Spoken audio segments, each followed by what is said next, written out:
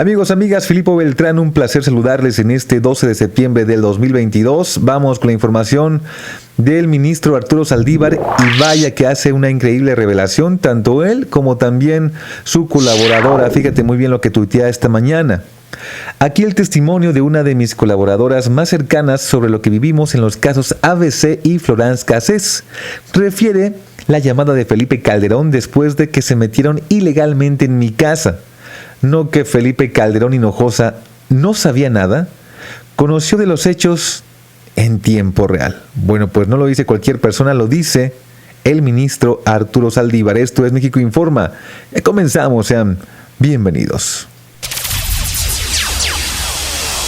Esto es México Informa. Y aquí el testimonio de su colaboradora Alejandra Espitalier Peña. De la guardería ABC al caso Florence Cassés, el peso del Estado. ¿De verdad el entonces presidente de la República no sabía de las amenazas que sufrió el ministro Saldívar cuando se propuso la liberación de Florence? Este fin de semana por fin pude ver la serie documental sobre Florence Cassés en Netflix. Cada capítulo me hizo recordar la angustia, la ansiedad y el miedo que vivimos desde la ponencia del ministro Saldívar cuando se nos turnó el asunto. También sentí una satisfacción peculiar de ver aprobado el proyecto que originalmente presentamos, pero sobre todo un profundo orgullo me recordó que el precio del valor se paga con poner a tu país en alto. Por supuesto, también recordé algunos momentos que viví y que no salen en el documental, mismos que me parecen que es tiempo de compartir. ¿De verdad el entonces presidente de la República no sabía de las amenazas que sufrió el ministro Saldívar cuando se propuso la liberación de Florence? Aquí mi testimonio. Corría el mes de marzo de 2011. Llevaba 1 año y escasos 3 meses como secretaria de Estudio y Cuenta, coordinadora del equipo del ministro Arturo Saldívar. Si bien en realidad llevábamos poco tiempo en la corte, a decir verdad, ya habíamos pasado nuestra novatada con el caso de la guardería ABC, asunto en el que supimos lo que era sentir un recargón del gobierno. Abro paréntesis sobre el caso ABC.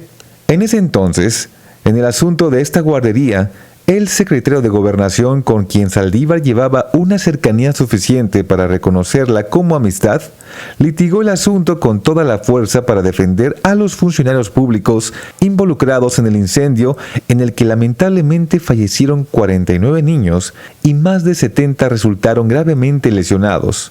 Al ver que el ministro no compartía sus alegatos jurídicos, el secretario tuvo que acudir a la memoria de Saldívar. Acuérdate quién te designó.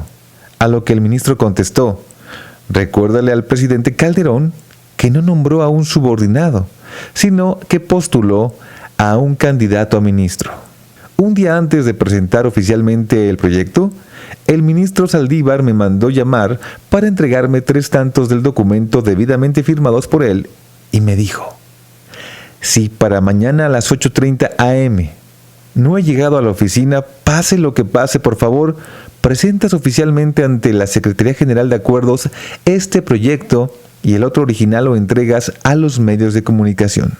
Con aquella mirada y aquel tono entendí qué significaba el pase lo que pase. De inmediato le pregunté si tenía algún dato o información que lo tuviera en alerta. No había nada. Solo había lo que implicaba y no estaba seguro si el gobierno estaba o no enterado del sentido del proyecto. Por fortuna, al día siguiente se presentó a la hora prometida sin demora alguna. El peso del Estado lo conocimos 48 horas después de que se había hecho público el sentido del proyecto en el que Arturo Saldívar señalaba como responsables de la tragedia por primera vez en la historia moderna de México a funcionarios del más alto nivel, entre otros, a un gobernador y a un director del IMSS.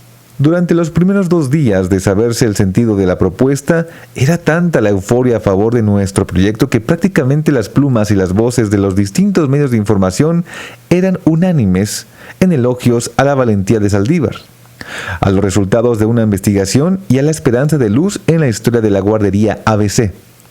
Sin embargo, días después, todo cambió. Los que habían sido aliados fueron sometidos a la opinión de quien tenía el poder de mano en ese momento. De pronto la valentía del ponente se traducía en irresponsabilidad como jurista. Estoy convencida de que el golpe no fue genuino, fue orquestado y se viralizó.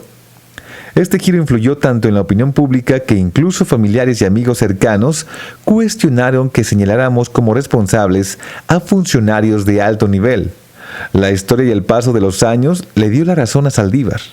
El Estado fue el responsable de la tragedia en la guardería ABC. Desde entonces lo dijo con claridad y nos lo repetimos diariamente. El servicio público no es un privilegio, es una responsabilidad. Y cierro paréntesis sobre el caso ABC. Regresando a marzo del 2011, con el caso Florence Cassés. Ministro, hoy por la mañana se dijo en las noticias que el asunto de Florence llegaba a la Suprema Corte. Sí, estoy enterado.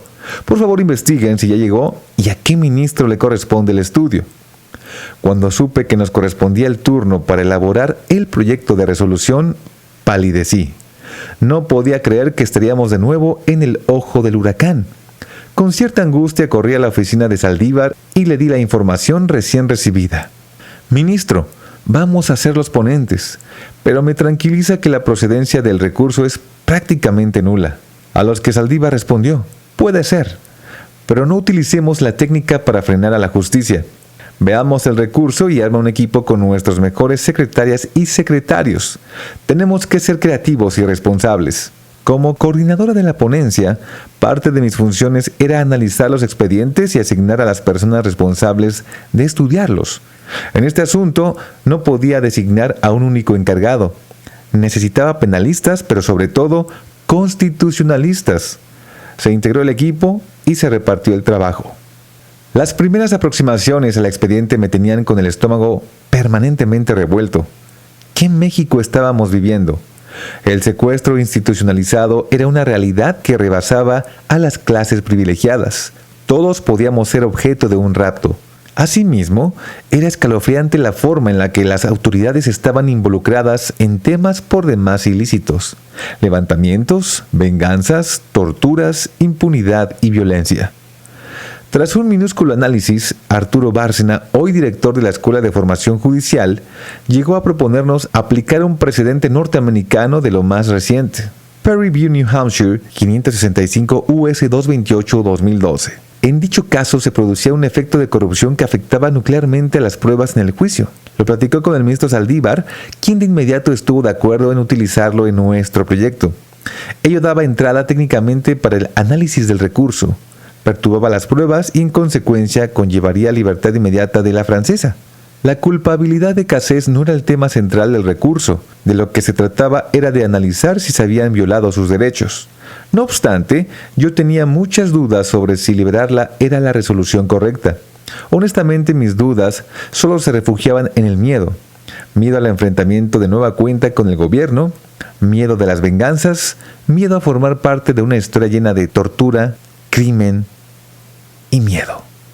Bastantes audiencias se llevaron a cabo en la oficina de Saldívar, abogados diplomáticos, políticos y activistas. De estas, las que más me marcó fue la de Eduardo Gallo. Él era víctima del secuestro y asesinato de su hija, por lo que de inmediato pensábamos que traería argumentos para dejar presa a la que todo México reconocía como la francesa secuestradora. Menuda sorpresa nos llevamos cuando Eduardo nos expuso información sobre la inocencia de Florence. Entre ello, la institucionalización del secuestro y el cómo las autoridades intervenían a su antojo en los asuntos relacionados con el delito para manipular los hechos. En el caso concreto nos hizo notar varias de las incongruencias del expediente. Él quería que se terminara el secuestro en México, pero eso solo sería procesando a los verdaderos culpables. La propuesta de resolución que presentamos era creativa, sin precedentes y contundente. Ella debía quedar libre. Se presentó oficialmente y de manera inmediata. El personal ajeno a nuestra oficina lo filtró en la prensa. El escándalo comenzó. Se levantó un tsunami de voces en contra de la liberación propuesta. El timbre del teléfono de la oficina no cedía. El proyecto era la principal nota en los medios de comunicación. Ya sabíamos que ese era el costo, pero lo que no esperábamos eran las amenazas. Primero en el teléfono de la oficina, mensajes al principio pudorosos, que después entendimos que eran entre líneas. Por favor, que el ministro se acuerde que también tiene una hija. La gran mayoría advirtiendo que si se liberaba a la francesa, la familia del ministro Saldívar sufriría las consecuencias. Honestamente, mi cerebro bloqueó la parte de la detención con armas largas al vehículo en el que iba el ministro con su familia, pero de ello hay testigos obvios. Lo que recuerdo perfecto fue que un domingo previo a la sesión del 21 de marzo de 2012, en la que la primera sala analizaría el proyecto del efecto corruptor que proponía la liberación inmediata de Florence Cassés, me buscó Saldívar para contarme que alguien se había metido a su casa, pero que él y su familia se encontraban bien. Según el video y las tomas de las cámaras de seguridad, la intromisión a su domicilio fue tan sofisticada que entraron sin generar ruido alguno y sin activar los mecanismos de seguridad de alarma. El delincuente solamente había entrado con sigilo a tomar dos cosas de su oficina: la computadora y su iPod. Los mensajes eran claros: nos podemos meter a tu casa sin que te enteres y solo queremos información para doblarte. Al día siguiente, el ministro me explicó en persona que por cómo se dieron los hechos delictivos, el agente que ingresó a su domicilio era alguien altamente entrenado. Ese mismo día habló con sus colegas sobre lo sucedido y el entonces ministro presidente Juan Silva se mostró solidario y empático al grado de que él mismo le llamó al presidente Calderón para enterarlo del lamentable acontecimiento. Momentos después entró una llamada al celular del ministro Saldívar. Yo estaba presente. Desde mi lado solo fui testigo de un lado de la conversación. Gracias, señor presidente. No creo que una denuncia resuelva el problema. Honestamente, esto complicaría la resolución del asunto que se aproxima y no abonará a condenar a los responsables. No, presidente Calderón, no confío en los cuerpos que integran la Secretaría de Seguridad Pública. Le agradezco el interés de ponerme a un equipo de protección, pero no puedo aceptarlo desde esa dependencia. Sí, en las Fuerzas Armadas sí confío. Le tomo la palabra y acepto protección del Estado Mayor Presidencial. Desde ese momento, el ministro Saldívar ocupó la protección del Estado mexicano por los siguientes 3 meses. Con ello, solo me queda preguntarles, ¿no que no sabía? Vaya revelaciones en este testimonio, amigos, amigas. Soy Filipo Beltrán y nuevamente, no que no sabía Felipe Calderón. Ahí les dejo esta pluma sobre el tintero. Como siempre, lo más importante es conocer tu opinión. Te invitamos a redes sociales y recuerda que un México informado siempre es un México mejor. Nos vemos en un próximo video. Que estés muy bien. Hasta la próxima.